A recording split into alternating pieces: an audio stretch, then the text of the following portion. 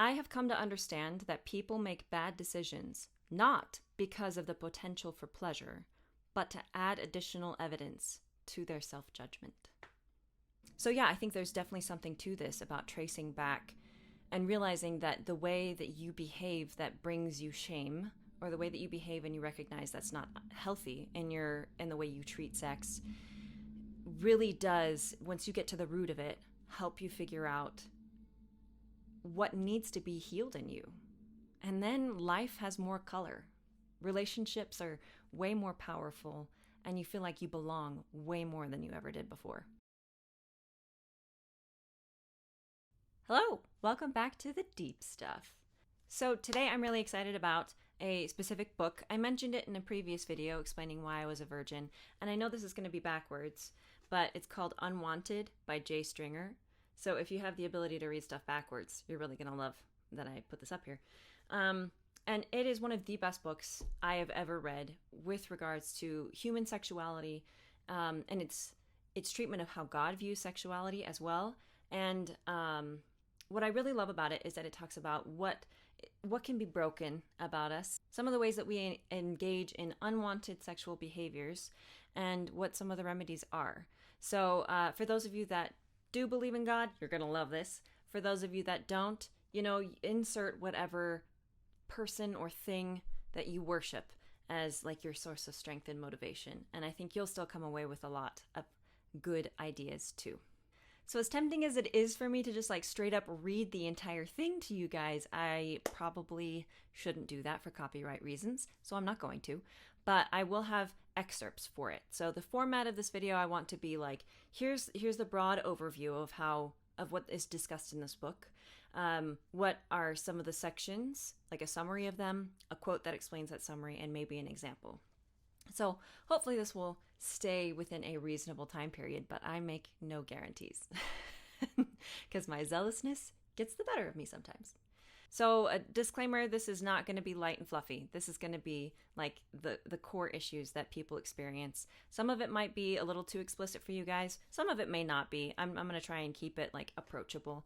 But yeah, if you're like you're apprehensive or you're easily triggered by sexual content, then I recommend skipping this video because it's pretty detailed. So here we go. So I figured it would be helpful to follow one of the people that he talks about in his book all the way through. So I'm going to read you excerpts as they come about in the book to describe this gentleman's full story. And I hope it gives you an uplift like it gave me an uplift. Because I love redemption arcs. So this is definitely a redemption arc. And I hope it offers hope to anybody who finds himself in a similar circumstance to know that there is a way out and there's a way to find connection again. So in this, he doesn't use his official name. He calls him Jeffrey. And I've always had a soft spot for Jeffreys. I think they're amazing people. I've never met a sour Jeffrey or a Jeffrey I did not like. So this is especially touching for me. So here we go. A man I was counseling, I'll call him Jeffrey, sat in my office a week before Christmas. It was our first session together, after he had been arrested on charges of soliciting prostitution. Jeffrey is one of hundreds of thousands of men who buy sex in the United States. He told me that he had bought sex on Saturday mornings since his college days in Pennsylvania. Halfway into our session, he remarked, "I don't understand all the reasons I do this, but I know there is an amazing feeling that comes over me when I lock eyes with a woman on the streets." I asked Jeffrey to tell me a bit about what Saturday mornings were like for him as a child. He replied, "My mom would usually leave my older brother and me home alone on the weekends because she worked a second job. We were always on the verge of poverty, and she was gone quite a bit. His father had left the family when Jeffrey was 11 years old. He continued, My older brother was more of a loner. He would stay inside listening to music or playing video games for hours. I wasn't like that. I usually just rode my bike around the neighborhood." I asked Jeffrey if he had been out looking to find something or someone if he rode his bike on a usual basis. He thought for a moment and said, "Sure. I remember cruising through my neighborhood trying to find girls I knew from middle school. I would ride around for hours just to see if I could get that look from a classmate." 20 years later, unbeknownst to him, Jeffrey's Saturday morning ritual was essentially the same. The bike became an SUV. Cruising around for a middle school crush became his approach to finding exploited women. A mom with a second job was now a spouse whose job at a concert venue required her to work weekends. As an adult, Jeffrey was recreating the dynamics of his childhood. Like most of us, though, he had no awareness of doing so. Jeffrey likened his fear of freedom to a book he read in college about the Soviet Gulag, a massive system of forced labor camps where some 18 million people were passed through. One prisoner who escaped decided to turn himself back in. He told his fellow prisoners, "Freedom isn't for us. We're chained to this place for the rest of our lives. Even though we aren't wearing chains, we can escape, we can wander about, but in the end, we'll come back." Jeffrey and so many battling sexual brokenness continue to participate in slavery because the prospect of life without the dependency makes them too uneasy. Jeffrey did not believe that his parents cared for him and unconsciously married a woman who would give him what he was accustomed to. Rather than sharing his desire for his wife, he remained guarded and surmised he would be more alone than ever before.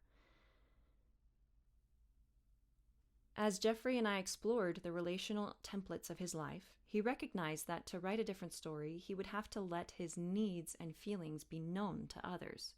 This started small. It began in therapy and then spread to his recovery group. Previously, he would have buried his feelings of abandonment, setting him up to buy sex again. Now, he is allowing his feelings to connect him to others.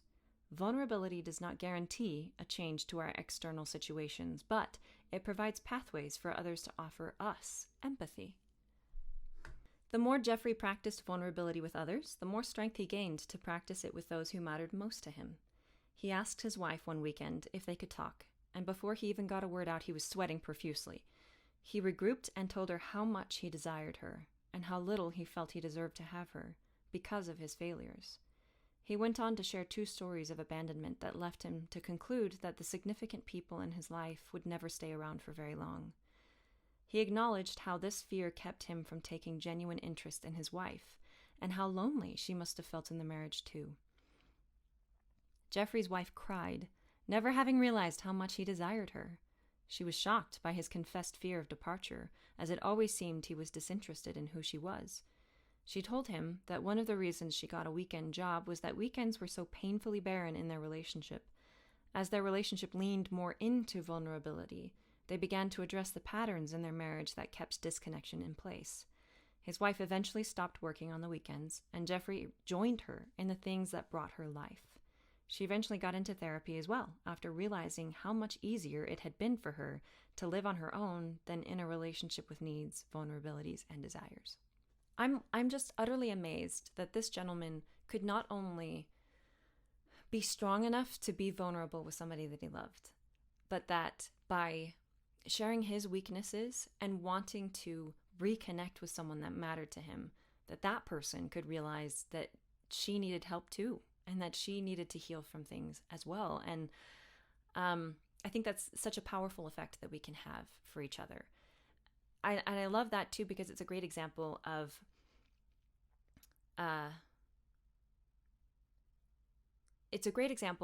like the last few chapters in this book that I don't cover in too much detail, which deal with community, how essential building a supportive community is. And we can see that when one person is actively trying to become the best possible version of themselves, it ripples out to the people around them. As we learn to better love, other people expect better love and let go of whatever inferior form of love they had been holding on to. Which is why I love Jesus. This is why I follow Jesus, because having a relationship with him positively impacts every other relationship in my life. So that's just a small part of my soapbox. If you haven't found that in Jesus, I understand, that's okay. But I know for me, that's how it comes.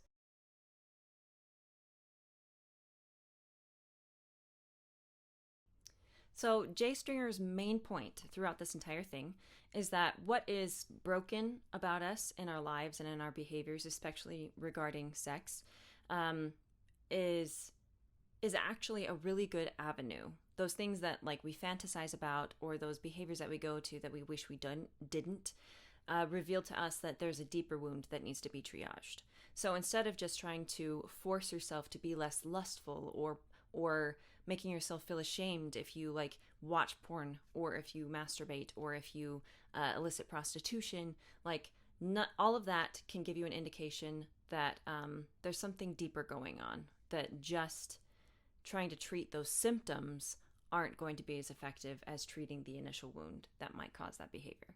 And I think that is like such a hopeful thing to hit on, to realize that like none of us are just the sum total of all of our actions, that we are each deeply human, deeply connected people who have needs, and when those needs aren't met, then we try and meet them in other ways. And that gives me a lot of compassion for myself and for other people who fall into these kinds of patterns of behavior that are not the most healthy and sometimes destructive. So here's a quote from the book to summarize the main theme. "It is my conviction that the God of the universe is neither surprised by nor ashamed of the sexual behavior we participate in. Instead, he understands it to be the very stage through which the work of redemption will be played out in our lives.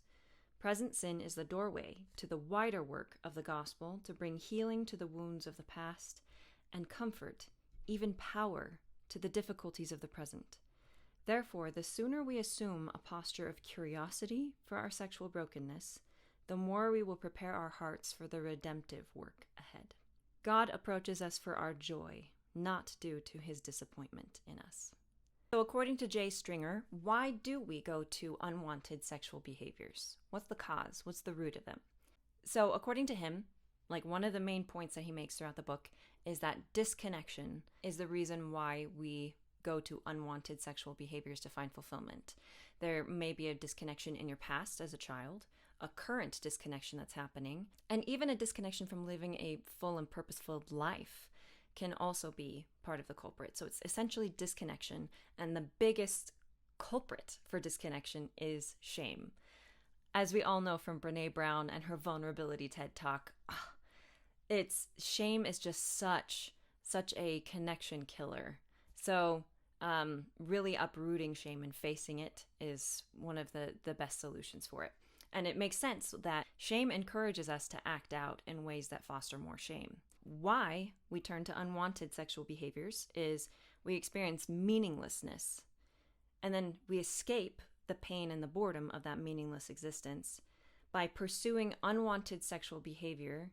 And it's like a poison, and it's an anger, and it's a counterfeit identity that's encouraged in us, so that we then feel unwanted, so that we then feel meaningless. It's just this endless cycle of meaninglessness and disconnection.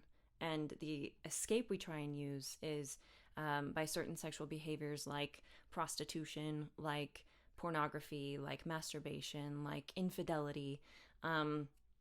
Those things are attempt to try and recapture meaning and alleviate the pain of frustration of being in a disconnected position and feeling meaningless. What also contributes to us feeling like our lives are meaningless is that we're afraid of freedom. It's so much easier to be addicted to shame than to experience the freedom of a purpose-filled life, honestly. Like this one got me a little bit. Here we go. This just like cuts right to the heart of the matter of why we feel like our lives are meaningless and why we feel disconnection from other people. Let's hear it. "In my view, our self-contempt is not a byproduct of unwanted sexual behavior. It is the very aim of it. Through this lens, unwanted sexual behavior is not primarily an attempt to remedy or self-soothe the pain of a wounded child. It is attempting to reenact the formative stories of trauma, abuse, and shame that convinced us we were unwanted to begin with. In other words, we are not addicted primarily to sex or even a disordered intimacy. Instead, we are bonded to feelings of shame and judgment." We are bonded to feelings of shame and judgment. Let that sink in. Let that sink in a little bit. It's in this way, unwanted sexual behavior is not seeking medication, but rather a familiar poison to deaden our imagination that something could change for the better. Call it right out, why don't you, Jay? Wow! So yeah, why we turn to unwanted sexual behaviors is because we feel disconnection and a lack of purpose. And we want to reinforce that image of our lives, that we don't want to pursue freedom and a better life because we struggle to imagine that a better life exists. And I know from personal experience, hoping for something better and being disappointed feels so painful. So I can understand why we shy away from it and why it feels very scary to pursue a worthwhile life. But boy, is it worth it. It is worth it. 100%. Some of the things that may disconnect us from other people, he states on the next page. He says, as we journey through life, we inevitably undergo formative experiences of disconnection from those who are most intended to bring us into wholeness. Cruelty, abandonment, and divorce divide us from our parents. Bullying, abuse, and humiliation divide us from our peers. It is in the aftermath of these stories that we live as exiles east of Eden. We wander about in search of home, but settle for a narcissistic identity reflected back to us from the amount of sex, power, and money we are able to obtain. Sexual brokenness is not a life sentence. It is an invitation to heal our wounds and learn who we want to become. Bring it home. The last point that I want to bring up on this before I delve a little bit more into some of the specific ways, because he gets quite detailed, the specific ways that we are disconnected from other people. The last part is that our sexual brokenness isn't like random. Like we don't just act out from a wound or from a neglected need at random. So often the things that people pursue in their unwanted sexual behavior is directly correlated to the wound that they experienced before. The fantastic example that he uses are those of the Somali pirates. It's easy for us to look at a Somali pirate and be like, you obviously should not be doing what you're doing. Like, I have no idea how depraved you had to be in order to stoop to this kind of behavior. When in reality, if we look at the history of what happened in Somalia, that can give us a better clue as to why they behave the way that they do, and can give us a greater sense of compassion, as well as realistic ideas for how to solve the problem. So here we go. The reality is that Somalian pirates used to be fishermen. That is, until foreign fishing vessels stole their fish. The United Nations estimated that almost $300 million worth of seafood was stolen each year from their coastline. If you combine this theft with a country oppressed by violent warlords, what would you expect these men to do in order to survive? Their pirate behavior is not random. It reveals the wounds of the past and highlights the present problems that need to be transformed. And the same thing happens for us, for anybody who's experiencing the difficulties of trying to get rid of a porn addiction and just assuming that they just are a horrible person and just need to stop. Like that's not the solution. They need to consider what might have brought them to that position to begin with. Not to get like too personal. I kind of did that already in another video talking about why I was still a virgin. But suffice it to say, I have really been richly benefited by tracing back some of my attitudes towards sex to like what might have caused some of those attitudes. And if through introspection, I've realized that because I felt abandoned as a kid, I don't think I actually was abandoned nearly as much as I thought that I was, but I felt abandoned. That led me to thinking that I was never going to be desirable. And so that made me not want to engage in relationships that had any kind of sexual nature to them. That made me very, very afraid, very skittish, and feel very unsteady. And I love how, as I've traced back the origin of that attitude for me and how I've viewed sex and how unhealthily I viewed it, and get to the root of the problem is because of the abandonment, then as I've addressed the abandonment, the other problems that I had about sex have kind of gone away, and I've been able to step into better relationships with the men around me and like not feel ashamed or grossed out by a guy who wants to hold my hand, which is how I used to feel. Not good. That is not good. but I have to acknowledge that's how I used to feel. So yeah, I think there's definitely something to this about tracing back and realizing that the way that you behave that brings you shame, or the way that you behave and you recognize that's not healthy in the way you treat sex, really does, once you get to the root of it, help you figure out what needs to be healed in you. And then life has more color. Relationships are way more powerful, and you feel like you belong way more than you ever did before. All right, and here's one more quote just to really nail this home. I have come to understand that people make bad decisions not because of the potential for pleasure, but to add additional evidence to their self-judgment. So once again, it's just convincing me that it's way easier to assume that life can never get better and to just stay in your own cyclical patterns. It's way more comfortable because the unknown of thinking that life could be better and actually reaching for a better life can be terrifying, paralyzing, in fact. Worth it, but it is difficult. So I have a lot of compassion for people who get stuck in this cycle. I mean, I also got stuck in patterns of viewing sex that weren't healthy either. And so keep listening for a little bit more detailed explanation of what might be causing sexual brokenness, if that is something that you're dealing with or someone that you care about is dealing with. And then also to some wonderful ways to begin to remedy it. Cool? Let's keep going. So dealing specifically with childhood, which is the time when we're beginning to develop sexually, there are some things that can happen. There can be triangulation, there can be emotional trauma, there can be actual sexual abuse and trauma or non-sexual abuses, and there can also be spiritual traumas as well. So let's go into each one a little bit more specifically. So for those of you who don't know, because I didn't know this before I read the book, triangulation is when a parent leans on a child emotionally more than they should, and kind of in place of their spouse, which is just, wildly unhealthy. A child is not capable of being able to handle the emotional baggage of an adult. So here's an example from the book. They don't use the person's name, but I think that's a good thing. Another client reported that her mother was often emasculating and flippant around the house. She and her father developed a code word that would let one another know that the mother/spouse was being crazy. They would meet up in the garage. I don't know why I said that so weird.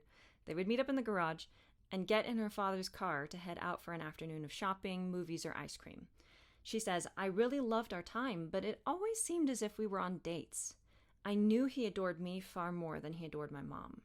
I loved that feeling, but it also made me really uncomfortable around my mother. So that's an example of what triangulation can look like, even without abuse being attached. And part of the problem with that is it gives a child an unrealistic expectation of what to have in a partner later on. It really can warp what is healthy. They don't learn what is a healthy relationship because the parent is using them as an emotional surrogate. It's just messed up. I mean, we're all, I think at this point, fairly familiar of what emotional trauma can look like, but here are a couple of examples. There were two of them in the book that were mentioned back to back. The first was a young man, I think he was 13, who was invited to a sleepover, and his friends put red hot pepper on his lips and on his fingers, and then they tickled his face with a feather to get him to wake up, so that he rubbed his eyes and licked his lips and ended up just tearing up. And it wasn't so much the fact that they did this trick to him, it was how they ridiculed him afterwards that made it so much worse. Because I know sometimes there are sometimes pranks aren't that big of a deal, but this one was a prank that went too far. It went beyond the trust of the relationship, and he felt completely ridiculed and disconnected from everybody there. A second example is a young man who all of his friends took his clothes away from his locker at school. So when he was getting out of his gym clothes, he had nothing to wear, and he had to walk through the entire school naked so that he could get his clothes. So that kind of thing is very humiliating and creates disconnection from the people around them, and that would be considered emotional trauma.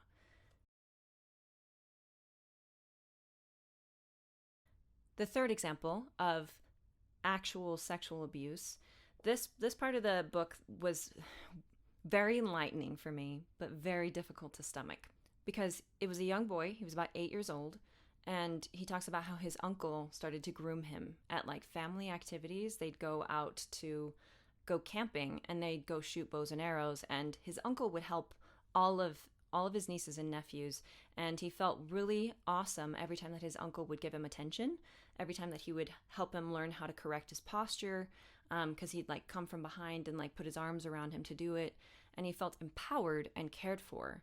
Combine that with how his dad didn't give him any attention, didn't look his way, didn't seek him out. So he felt neglect from his father. He felt empowered by his uncle. And he was 8 years old. So his uncle invites him into his tent one day and sexually abuses him in there.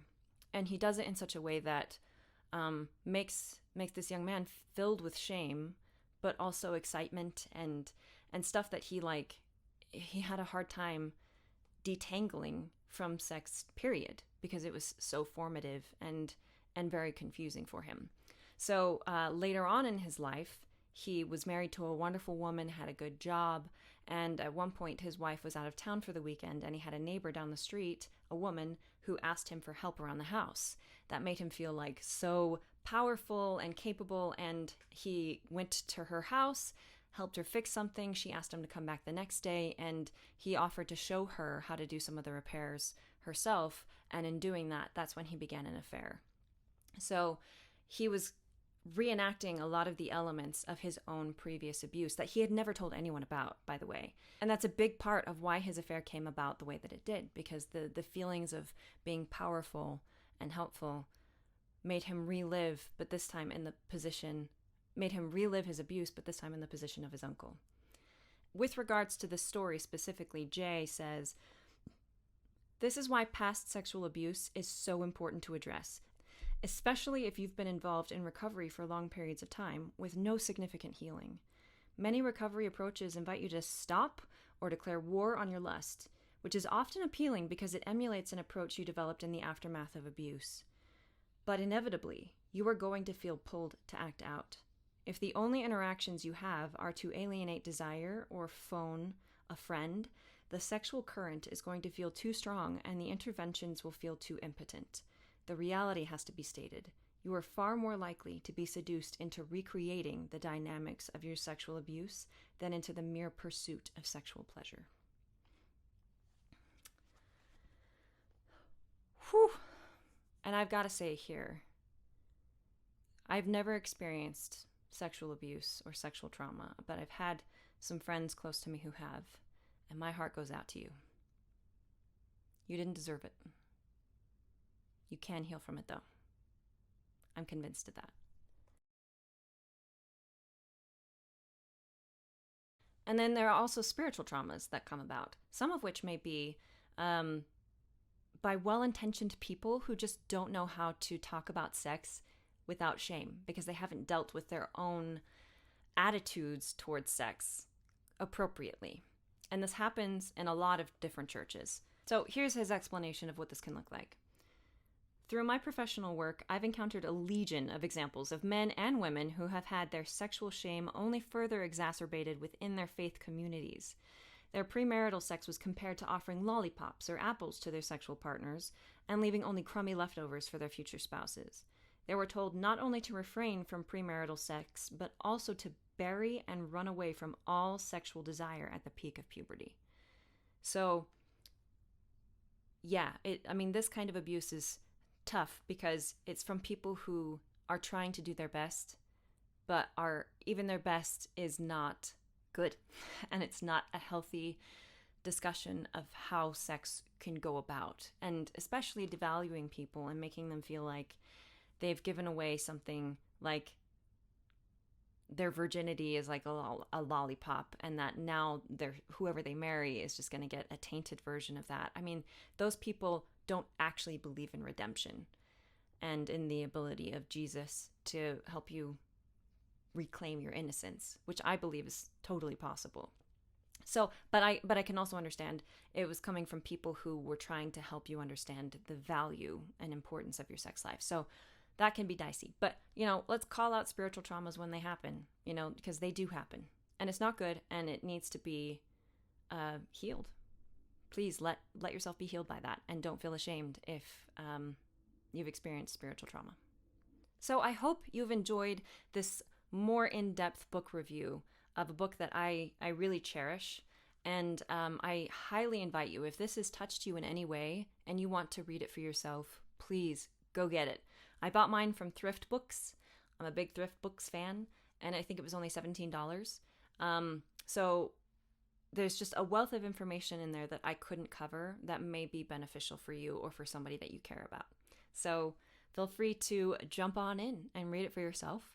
Or if you just want to, or if just watching this video already helped you tremendously, then I'm so glad. Because my goal with talking about sex and this whole thoughts of a virgin thing in general is to help us all be elevated and realize that sex is better than we thought, and that we can expect good and healthy relationships and expect a fullness of joy, where before maybe we didn't dare hope that things could be as good as they are when you're healed, because it's too scary to hope for a relationship that can be that intimate, or for to have your scarring and your past no longer influence your present.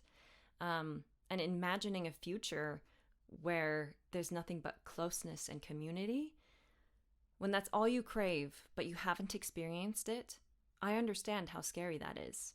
I've had so many moments myself where I'm in prayer, talking to God, or I'm journaling it out for myself, where I keep telling him give up on me, please, because if you actually do love me this much, but then walk out on me, I am going to be broken permanently. I would not be able to handle that blow. So I understand that it can feel do or die, life or death. And I guess my invitation to you guys is to choose life. That there may be people who walk out on you, but not everyone will. There may be many, many moments of disconnection and shame, but that does not have to be permanent. So seek out how good life can be when you stare that shame in the face and can conquer it and can live for a greater sense of purpose and community than you ever thought possible.